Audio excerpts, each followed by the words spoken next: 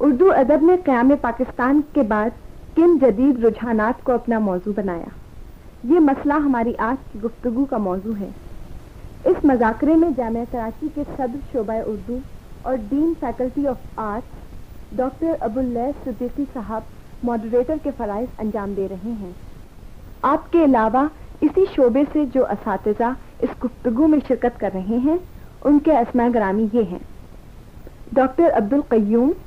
Doctor فرمان فتح پوری، doctor Aslam فرخی اور جناب جمیل اختر صاحب۔ اب میں ڈاکٹر ابواللیث صدیقی صاحب سے درخواست کروں گی کہ وہ اپنے خیالات کا اظہار کریں۔ قیام پاکستان کے بعد اردو ادب کے جدید رجحانات۔ اس مذاکرے کا موضوع گفتگو ہے قیام پاکستان کے بعد اردو ادب میں جدید رجحانات۔ میں سمجھتا ہوں کہ مختلف قسم کے رجحانات سے بحث کی جا سکتی ہے۔ ایک تو یہ کہ قیام پاکستان اور تقسیم کا جو فوری رد عمل ہوا ان مسائل کی بنا پر، مہاجر یا فسادات، ان سے جس طرح سے ہمارا ادب متاثر ہوا، خاص طور پر شاعری، افسانہ اور ناول۔ ایک تو وہ صورت ہے رجحانات و میلانات کی سن 47 کے بعد۔ دوسری یہ کہ تھوڑے عرصے کے بعد جب حالات کسی قدر پرسکون ہوئے ہیں اور لوگوں نے اس طرح جائزہ لینا شروع کیا ہے کہ آیا جو ان کا مطالبہ تھا، جس قسم کا پاکستان وہ چاہتے تھے، اس طرح کا پاکستان بن گیا یا نہیں بن گیا، آیا جو قربانی دی تھی اس کے مقابلے میں یہ جو کچھ ہم نے حاصل کیا وہ ایک نظریاتی مملکت، آیا اس کے فروغ کے لیے کچھ ہم نے کیا یا نہیں کیا، یا کیا صورت ہے۔ تو یہاں سے انداز کچھ ذرا سا مختلف ہوا۔ تیسرا میں سمجھتا ہوں یہ کہ بہت جلد یہ احساس ہمارے شاعروں اور ادیبوں میں پختہ ہو گیا کہ یہ مملکت اپنی بعض حیثیتوں سے ایک نظریاتی مملکت ہے، اور اس کے ادیبوں پر، اس کے شاعروں پر بھی اس کے شاعری ہونے کی حیثیت سے بعض فرائض ایسے عائد ہوتے ہیں جو ان سے مطالبہ کرتے ہیں کہ اپنی تخلیقات میں وہ ان نظریات، ان خیالات اور ان افکار کی بھی ترجمانی کریں جن کی خاطر یہ ملک وجود میں آیا تھا۔ تو میں سمجھتا ہوں کہ اس طور پر بڑا وسیع کینوس ہے جس پر ہم گفتگو کر سکتے ہیں کہ قیام پاکستان کے بعد اردو ادب میں کیا رجحانات رہے ہیں۔ میں سمجھتا ہوں کہ ڈاکٹر فرمان فتح پوری صاحب آپ آغاز فرمائیں۔ ڈاکٹر صاحب، آپ نے بہت اچھی راہ گویا گفتگو کی اس پر نکالی۔ واقعہ یہ ہے کہ تقسیم ہند یا پاکستان کا قیام جو سن 1947 میں ہوا، میں سمجھتا ہوں کہ 1857 کے بعد ہماری زندگی کا سب سے بڑا انقلاب یہ تھا۔ ظاہر ہے کہ جب زندگی میں ایک بڑا انقلاب آ جائے تو اس انقلاب کا اثر ہماری ادبیات پر تو ہونا چاہیے تھا۔ اس انقلاب کی خاص بات یہ تھی کہ ہمیں برسوں کی غلامی کے بعد گویا نجات ملی تھی اور ہم نے ایک نئے ملک کی تخلیق کی تھی۔ تو یقیناً جیسا آپ نے فرمایا کہ شروع میں بہرحال پاکستان کے ادیبوں میں اور شاعروں میں اور لکھنے والوں میں گویا ایک طرح کی امنگوں اور جذبوں اور آرزوؤں کی بھی ایک تحریک یا ایک لہر تھوڑے دنوں تک رہی۔ لیکن ہوا یہ کہ تقسیم کے فوراً بعد جب جمہوریت ہمیں مل گئی، جسے ہم اس سے پہلے آشنا نہیں تھے، تو جمہوریت کی مختلف قدروں پر اور ان کی روایات پر اور ان کے عوامل پر غور کرنا عام آدمی نے بھی شروع کیا اور ادیب اور شاعروں نے بھی غور کرنا شروع کیا۔ اس غور و فکر کے نتیجے میں میری سمجھ میں جو فوراً ایک رجحان ابھرتا ہے وہ دراصل تشنگی کا ایک رجحان ابھرتا ہے، اور وہ تشنگی گویا وہ جن کا ذکر آپ نے کیا، فسادات اور قتل و غارت اور گھر چھٹنے کا جو تصور ہے، تو گویا ایک گھر کا جو تصور تھا، تقریب خانہ جسے آپ کہہ لیں، تو اس کا ایک تصور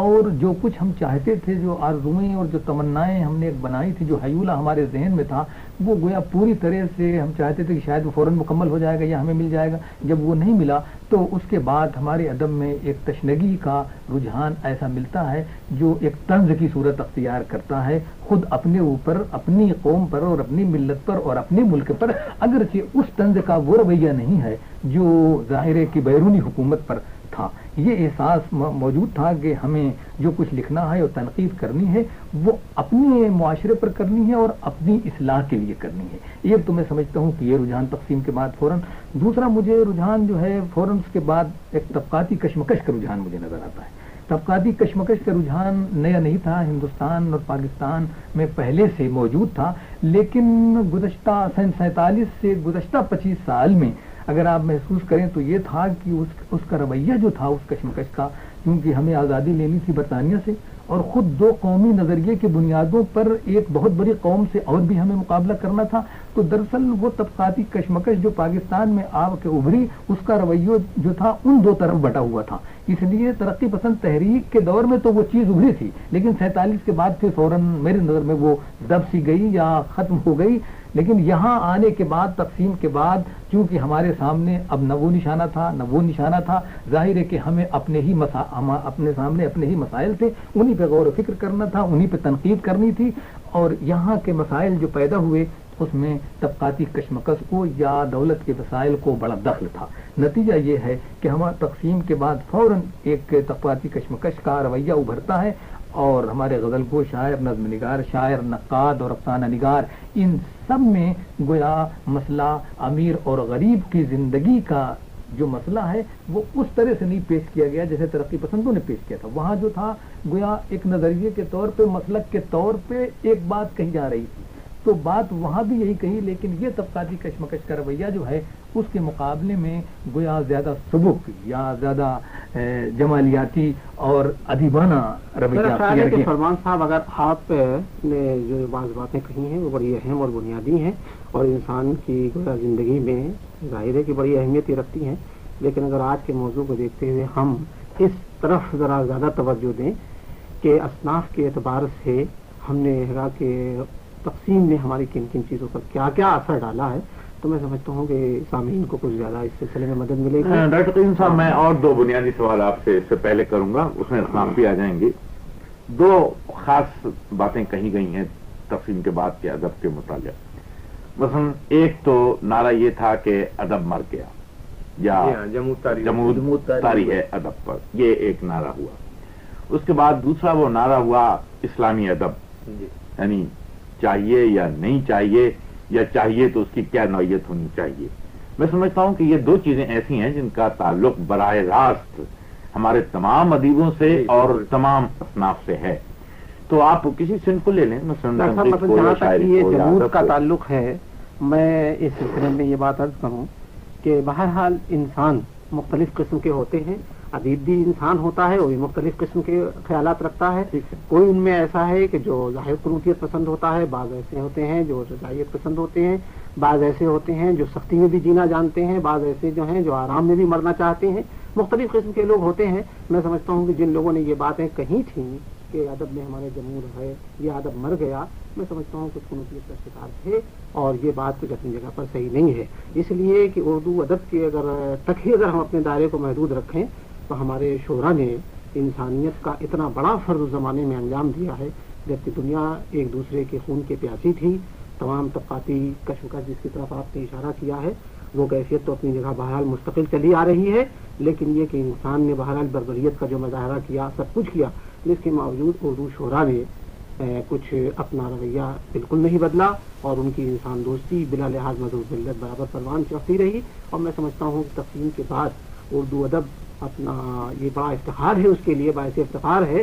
کہ اس نے گویا اپنے رویے کو، انسان دوستی کو اور انسانیت کو کسی قیمت پر یہ ہے کہ کسی اور چیز سے ملوث نہیں ہونے دیا. مثلا یہ کہ جگر اتنے بڑے غزل گو شاعر ہیں اور لوگ ان کو بہرحال یہی کہتے تھے کہ وہ بادہ پرست اور مختلف قسم کی باتیں ان کے متعلق کہی جاتی تھی، لیکن انہوں نے جو غزلیں کہی ہیں میں سمجھتا ہوں کہ دنیا کے ادبیات میں بہترین غزلیں ہیں. مثلا پھول کھلے ہیں گلشن گلشن، لاکھ بلائیں ایک نشیمت، یا فکر جمیل خواب پریشاں ہے آج کل، شاعر نہیں ہے وہ جو غزل خواہ ہے آج کل. تو میں سمجھتا ہوں کہ یہ ایک ایسا اہم رجحان تھا کہ جو اس دور میں پیدا ہوا اور بہرحال ہماری روایت میں ایک مستقل حیثیت اختیار کر گیا کہ انہوں نے کسی صورت سے انسانیت کا دامن جو ہے وہ نہیں چھوڑا. میں سمجھتا ہوں کہ ادیب کا سب سے بڑا کام جو تھا ہے وہ یہی ہے. ہاں، تو صاحب پھر واضح طور پہ یہ بات ہوئی نا کہ اصناف کو بھی اگر آپ سامنے رکھیں، مثلا غزل کو اور افسانے کو خاص طور پر، افسانوی ادب سے میری مراد ہوا مختصر افسانہ بھی ہے اور ناول بھی ہے، تو مقدار کے اعتبار سے بھی اور کیفیت کے اعتبار سے بھی جس ادب کی 47 کے بعد تخلیق ہوئی، آپ یہ نہیں کہہ سکتے کہ ادب مر گیا یا ادب کی جمود طاری ہے. تو اس مسئلے کا جواب ہو گیا. اسلم فاروق صاحب وہ اور ایک مسئلہ دوسرا. ڈاکٹر صاحب میں یہ عرض کر رہا تھا کہ ادب تو ظاہر ہے کہ زندگی کا ترجمان ہوتا ہے، اور زندگی کے بارے میں ہم کبھی یہ فرض نہیں کر سکتے یا یہ نہیں مان سکتے کہ زندگی پر جمود طاری ہو گیا ہے یا زندگی مر گئی ہے یا زندگی نہیں رہی ہے. جو کچھ زندگی میں ہے وہی ادیب پیش کرے گا، وہی ادب کی شکل پائے گا. تو جب زندگی پر جمود نہیں طاری ہو سکتا تو ظاہر ہے یہ ضرور ہے سن 47 کے بعد قیام پاکستان کے فوراً بعد فرمان صاحب نے وہ اس سلسلے میں بڑی اچھی بات کہی کہ وہ تمناؤں میں جو تشنگی کا احساس پیدا ہوا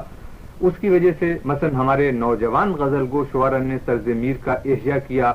اور 3-4 برس تک ہمارے بہت سے نوجوان شاعر ایسے تھے جو طرز میر میں غزلیں لکھتے رہے.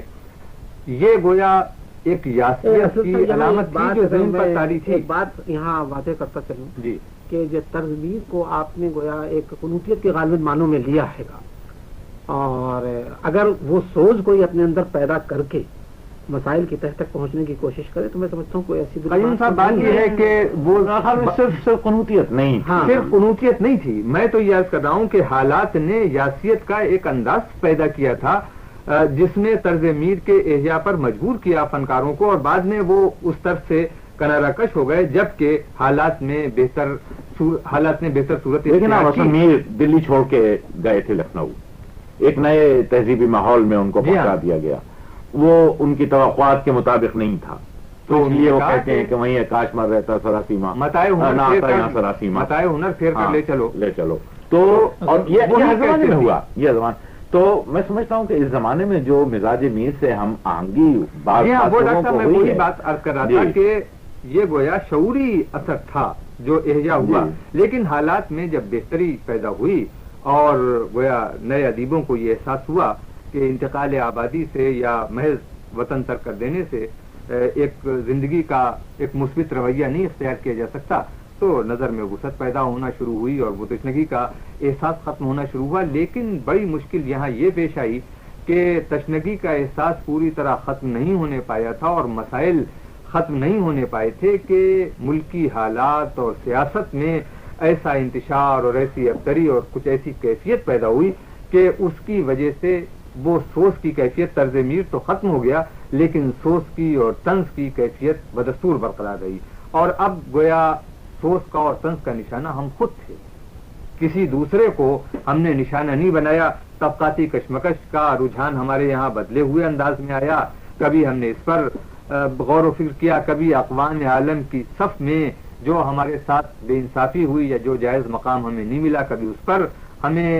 احساس کمتری پیدا ہوا، کبھی وہ مسائل مثلا کشمیر کا مسئلہ ایک ایسا پیدا ہوا کہ جس کی وجہ سے ہمارے ادیبوں اور شاعروں کے لیے ایک بہت بڑا لمحہ فکریہ پیدا ہوا. اور دیکھیں نا کہ مثلا اسی کشمیر کے واقعے نے اردو میں بالکل ایک نئی بالکل محمود ہاشمی کے کشمیر کے رپورٹاج کے بعد ہی ہمارے یہاں یہ صنف کوئی نئی نہیں تھی، موجود تھی، لیکن اور اردو میں بھی بعض مضامین ایسے ہیں پرانے عبد القادر زمانے سے لے کر کہ آپ اسے نوعیت کے اعتبار سے رپورٹاج کہہ سکتے ہیں، لیکن یہ صنف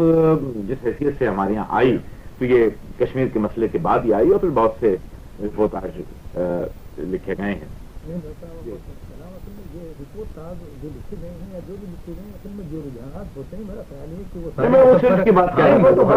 یعنی ان رپورٹاج میں جو رجحانات کام کر رہے ہیں وہ رجحانات تو ملکی مسائل نے پیدا کیے نا، ہماری زندگی نے وہ مسائل پیدا کیے. لیکن یہی وجہ ہے کہ ہمارے یہاں طنز نگار اگر آپ نثر میں دیکھیں اور نظم میں دیکھیں دونوں میں تو اچھا خاصا مقام رکھنے والے وہ رہ گئی وہ اسلامی ادب کی، یعنی ادب کو خانوں میں تقسیم کرنے کی. خانوں میں تقسیم کرنے ایک سوال بہت اہم ہے. یعنی پہلی بات یہ ہے کہ یہ بالکل وجہ کہ قیام پاکستان کے بعد ہمارے ادب کا ایک خاص مزاج رہا یا اس کی خاص رفتار رہی، یہ بالکل صحیح ہے، اور وہ نتیجہ تھی خالصتاً مقامی حالات کا یا اس صورتحال کا جو موجود تھی. لیکن ان میں ایک اہم بات یہ ہے کہ کیا جیسا کہ ہم جانتے ہیں کیا ہم اردو ادب کو یا پاکستانی ادب کو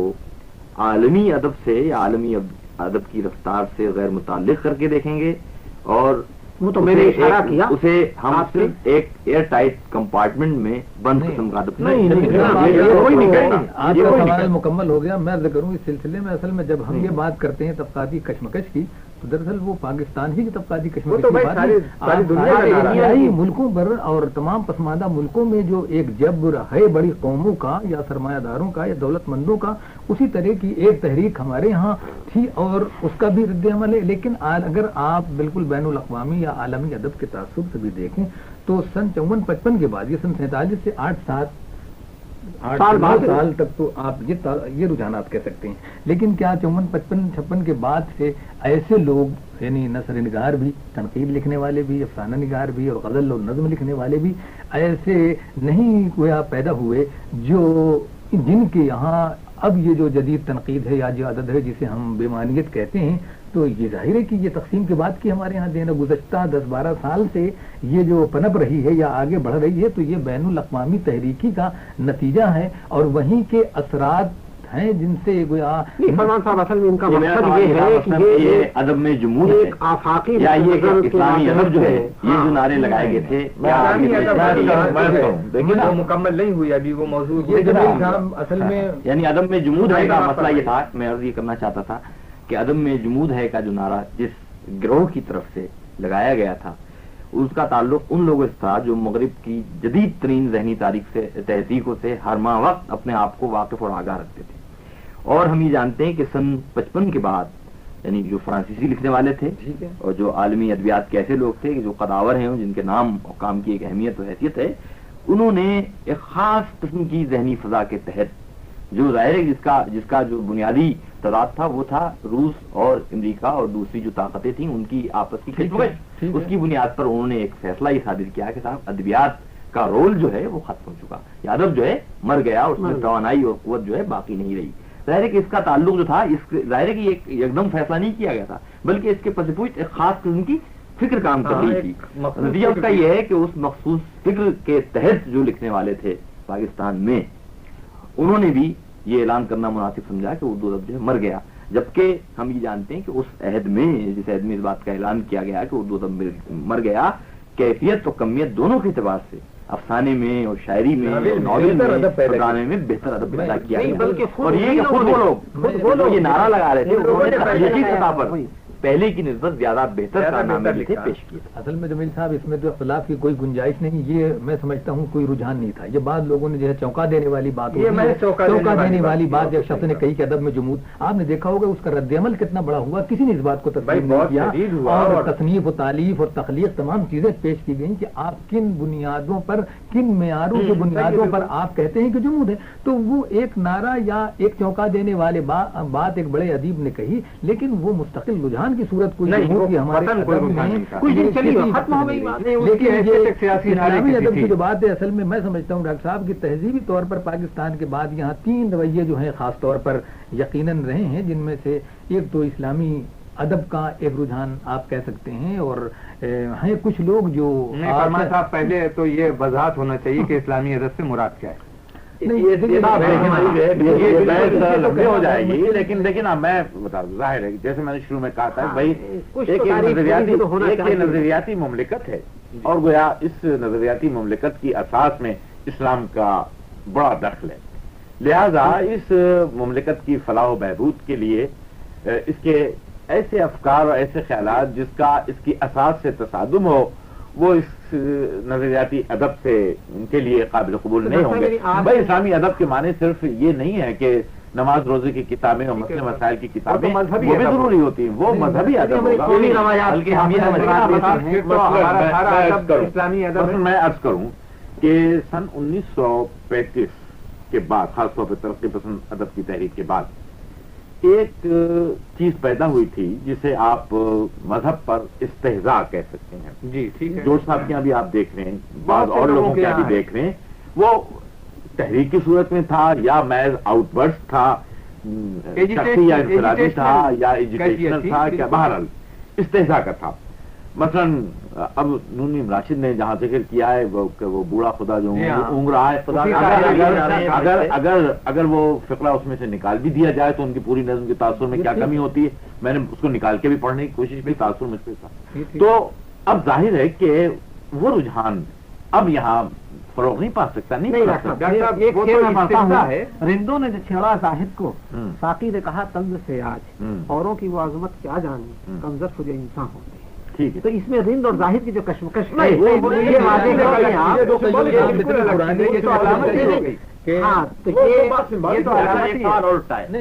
جمیل صاحب ایک بات میں اسلامی ادب کے سلسلے میں کہنا چاہتا، اصل میرا مقصد یہ تھا کہ یہاں جہاں تک میں مطالعہ کام کرتا ہے، ہماری ادبیات میں دو خاص لہریں جو ہیں سن 55-56 کے بعد خاص طور پہ چل رہی ہیں، وہ تہذیبی رویے کی ہیں۔ ایک رویہ یہاں پہ یہ ہے کہ ہماری تہذیب کی بنیاد یا اساس جو ہے وہ ہندوستان میں گویا مسلمانوں کی آمد کے بعد سے شروع ہوتی ہے، یعنی ہم اسی کا نام اسلامی تہذیب یا تمدن کہتے ہیں کہ ہمارے جو تمدن کی بنیاد ہے وہ اسلامی ہے۔ لیکن کیا ایک طبقہ یا ایک ادیبوں کا لکھنے والا ایسا موجود نہیں ہے جو اپنے رشتے جو ہے اس سے قدیم تہذیب تو میں جن دو رویوں کا ذکر کر رہا تھا، ایک کو میرے نقطۂ نظر سے وہ قومی یا ملی یا اسلامی آپ کہہ سکتے ہیں کہ جو اسلامی تہذیب کی آمد سے اپنے تہذیبی رشتوں کو جوڑتا ہے، اور ایک رویہ وہ ہے جو تکشلا سے اور موہنجودڑو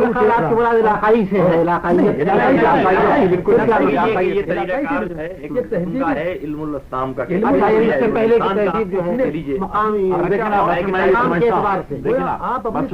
مرزا غالب کی 100 سالہ برسی ہوتی ہے، اور کیوں ایک شاعر کو جو 100 سال جسے مرے ہوئے ہو گئے اور جو ہندوستان میں فرض کیجئے دفن ہے اور دلی میں موجود ہے اور جس کی شاعری کا مرکز اور جس کی شاعری کا محور دلی اور اس کی داستان، اور اسے کیوں ہم اتنا بڑا شاعر سمجھتے ہیں کہ اتنا کام یہاں ہوا، کتابیں لکھی گئیں، اتنی کتابیں میں سمجھتا ہوں پاکستان میں بھی لکھی گئیں کہ کسی زندہ اور مردہ شاعر پر نہیں لکھی گئیں۔ تو وجہ اس کی یہی ہے کہ وہ تہذیب مسلمانوں کی جو تاشقند سے لے کر اور دلی تک، سمرقند اور بخارا سے لے کر یہاں تک پروان چڑھتی ہے،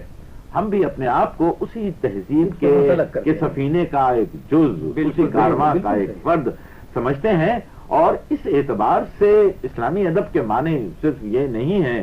کہ قال اللہ و قال رسول، اس کی اپنی اہمیت ہے، وہ اپنا ایک الگ ادب ہے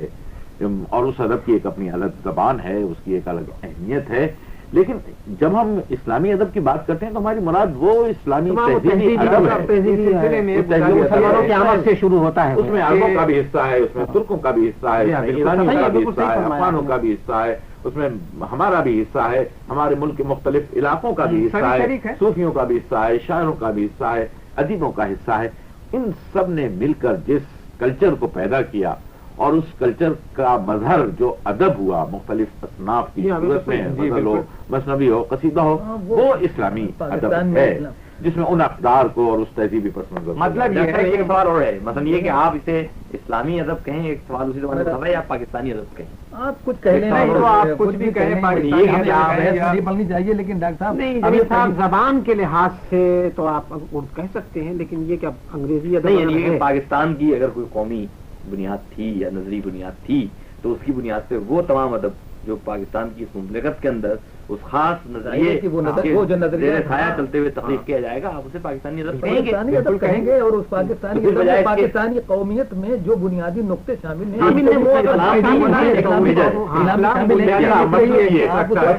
نظریاتی مملکت کی اساس نسل پر نہیں تھی۔ جی ہاں بالکل۔ تو اب اگر کوئی ادیب یہ کہتا ہے کہ میرا تعلق دراوڑی نسل سے ہے یا میری رگوں میں دراوڑی خون دوڑتا ہے، یا کوئی شخص یہ کہتا ہے کہ میری رگوں میں آریائی خون دوڑتا ہے، یا کوئی یہ کہتا ہے کہ میری رگوں میں منگول خون دوڑتا ہے یا چینی خون دوڑتا ہے، اور وہ اپنے ادب میں ان خیالات کی اور ان افکار کی، چاہے نظموں کی صورت میں ہو، چاہے نثر کی صورت میں ہو، چاہے تنقید کی صورت میں ہو، اس کا اعلان کرتا ہے، تو یہ ادب نہ پاکستانی ادب ہوگا اور نہ اسلامی ادب ہوگا۔ تو میں سمجھتا ہوں کہ ان معنوں میں ہم نے اس ادب کو اسلامی ادب اور پاکستانی ادب کہا ہے۔ ڈاکٹر قیوم صاحب نے ابھی ڈاکٹر صاحب ایک بات کہی تھی، میرا خیال ہے وہ بھی بہت اچھی اور بنیادی بات تھی، اور رہ گئی شاید کہ اصل میں رجحان کی بات ہو رہی تھی کہ تقسیم کے بعد کیا رجحانات ہیں۔ ایک رجحان اردو ادب میں یا تنقید میں مختلف شعبوں میں جو قیوم صاحب نے ابھی اشارہ کیا تھا وہ یقیناً ہے کہ یعنی مقامیت کا ایک رنگ یا پاکستانیت کا ایک رنگ، یہاں کی سرزمین سے ایک تعلق جو ہے، یعنی وہ ہمارے ہاں ضرور ابھرا ہے کہ اس 47 کے بعد کا جو ادب ہے اس میں ایک تو پہلے یہ تھا کہ ہندوستان کے ادیبوں کو میں یہاں ذکر نہیں کرتا کہ ان کی الگ روایت ہے، ان کی الگ زمین ہے اور وہ اپنے الگ اختیاری اور تشبیہ میں جو چاہیں باتیں کہیں، لیکن ہمارے ہاں اس سلسلے میں یقیناً یعنی جو لوگ دلی اور لکھنؤ سے اور مختلف علاقوں سے یہاں آئے ہیں ان کے یہاں بھی زبان اور بیان کے ساتھ ساتھ گویا تصورات جو ہیں ایسے ابھرے ہیں کہ انہوں نے اپنا رشتہ جو ہے اپنی زمین سے پختہ طور پہ قائم کر لیا ہے. پھر علاقائی زبانوں سے جو ترجمے کا اور ان سے استفادہ کرنے کا سوال ہے وہ بھی ایک رجحان میرا خیال ہے کہ خاصا کام کر رہا ہے. نثر میں جو آپ نے سندھی اردو کے رشتے یا آپ کی بلوچی کے پنجابی سے بڑی ترجمے جو ہے کے جو اردو میں ہوئے خیالات آئیں گے، جو نظمیں لکھی گئی علاقوں کے بارے میں، بنگال کے بارے میں، پنجاب کے بارے میں، افسانے ہیں، شاعری عام اردو ادب میں آپ دیکھیں کہ جس قدر اب مقامی عناصر فضا کے اعتبار سے بھی، زبان کے اعتبار سے بھی، تہذیبی روایات اور رشتوں کے اعتبار سے بھی جتنا مواد تقسیم کے بعد منتقل ہوا ہے تاکہ علاقوں میں آپس کی تفہیم ہو، اس سے پہلے کبھی نہیں ہوا تھا. اور یہ اسی لیے کہ پہلے یہ علاقے اپنے آپ کو ایک دوسرے سے الگ الگ محسوس کرتے تھے اور ان کا اتحاد یا رشتہ کوئی تھا تو وہ ایک غیر ملکی حکومت تھی. ڈاکٹر ایک رجحان ہو آیا جی، آپ کا کلام ہوتا ہے لیکن ایک رجحان ہو رہا ہے ابھی حال میں ہمارے ادب میں، اور وہ یہ ہے کہ علاقائیت یا علاقائی ادبیات جو ہیں اس پر ضرورت سے زیادہ زور،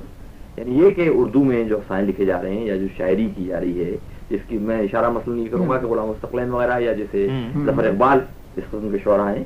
ان کے یہاں جو زور ہے وہ اس بات پر دیا جا رہا ہے کہ جو مقامی الفاظ و محاورے طرز بیان یا علامتیں ہیں ان کو ضرورت سے زیادہ جگہ دی جائے. اردو یہ علاقائیت ہے، یہ شدت تو ہر زمانے میں ہوتی ہے، کہ ہر زمانے میں ہوتی ہے. اور میں سمجھتا ہوں کہ یہ تو زبان کا ایک فطری عمل ہوتا ہے، اگر مزاج کن عناصر کو وہ قبول کرتی ہے کن کو نہیں کرتی ہے. اگر وہ عناصر ایسے ہیں کہ جو قبول ہونے کے زندہ ہیں تو ان کو آنا چاہیے اور وہ آئیں گے. اردو کے زندہ رہنے کی یہی صورت ہے. اور اگر ان کا اردو کے مزاج سے کوئی تعلق نہیں ہے تو ظاہر ہے کہ وہ چاہے کتنی ہی شعوری کوشش کی جائے وہ مقبول نہیں ہوں گے اور ختم ہو جائیں گے. تو ویسے میں سمجھتا ہوں کہ بحیثیت مجموعی قائم پاکستان کا ایک بڑا فائدہ یہ ہوا ہے کہ اس تصور نے کہ بنیادی طور پر وہ سب پاکستانی ہیں، پاکستانی ادب کے رشتے میں لا کر یہ جو مقامی ادیب اور مقامی ادب اور مقامی ادبی روایات تھیں ان کو ایک دوسرے کرنے کو. بہت بہت شکریہ.